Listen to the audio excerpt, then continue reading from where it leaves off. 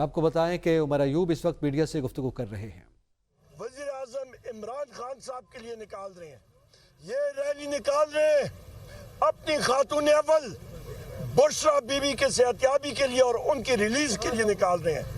آج ریلی نکال رہے ہیں اپنے وائس چیئرمین مخدوم شاہ محمود قریشی صاحب کے لیے نکال رہے ہیں۔ ہم لوگ ریلی نکال رہے ہیں چودھری پرویز الہی صاحب کے لیے۔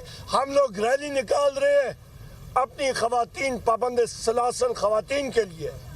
ہم لوگ ریلی نکال رہے ہیں اپنے مردوں کے لیے جو پابند سلاسل ہیں۔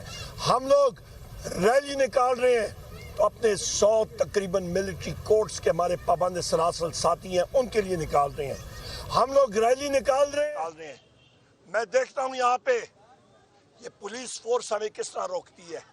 سب سے پہلے کوئی اریسٹ ہوا تو وہ عمر ایوب ہوگا۔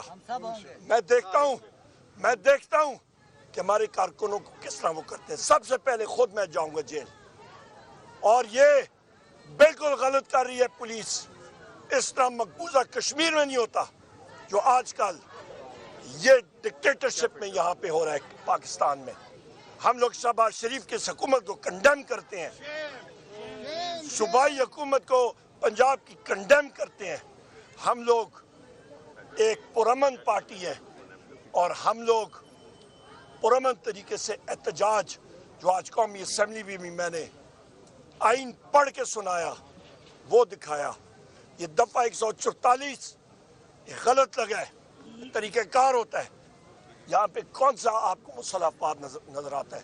یہاں پہ پرامن طریقے سے کر رہے ہیں، اور انشاءاللہ تعالی آپ دیکھیں گے کہ یہاں سے ہم لوگ جائیں گے، اپنا پیسفل ریلی نکالیں گے اور پھر یہ اختتام ہوگا، اور پورے پاکستان میں یہ ہو رہا ہے۔